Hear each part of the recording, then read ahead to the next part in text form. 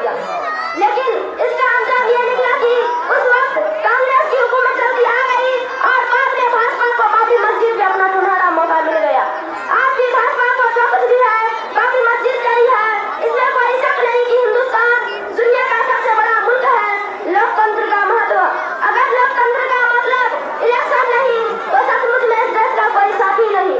उसके करोड़ों लोग वोट की ताकत से तैयार है और वो अपनी वोट के माध्यम से किसी भी सियासी पार्टी को हरा जिता सकते हैं। लेकिन इलेक्शन से